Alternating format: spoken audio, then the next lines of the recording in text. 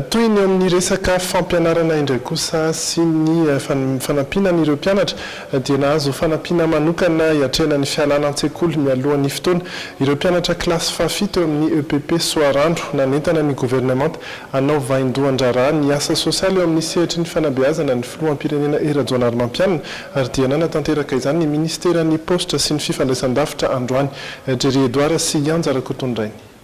Mbola ambony ny tany mpianatra mampitsahatra ny sekoly noho ny antony maro alaviran-toerana tsy fampitsakafo tsy fampiny fitaovana izany hoe fahantrana amin'ny ankapobeny efa maro nitetika asan'ny fitondram-panjakana hiatrehan'ireo olan'ireo sombiny amin'izany ny vatsinankohonana sy ny fanolorana fitaovam-pianarana na ny kit scolaire nanentana ny gouvernemanta rehetra mba hanao vaindon-draharaha ny asa sosialy eo amin'ny sehatra fanabeazana ny filoham-pirenena Rajaonarimampianina nahazo anjara kit scolaire avy amin'ny ministère posta sy ny fifandraisan-davitra ny EPP Soarano hanamaivana ireo mpianatra izany fanomezana izany.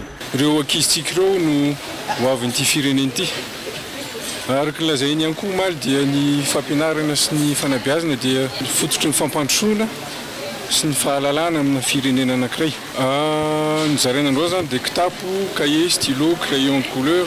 Efa nisitraka izao fanampin'izao ihany koa ny mpianatry ny EPP Anaty-Hazo tamin'ny volana septambra.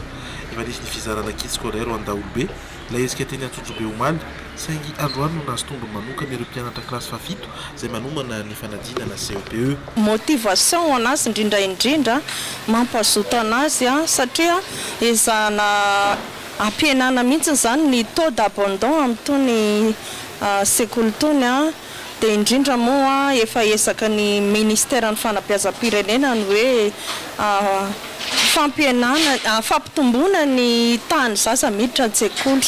Nahazo anjara tamin'izao asa sosialy izao ihany koa ny zanaky ny mpiasan'ny ministère posta manerana ny faritra rehetra nitsidika ny EPP Isotry ihany koa ny délégation ny ministère io maraina io.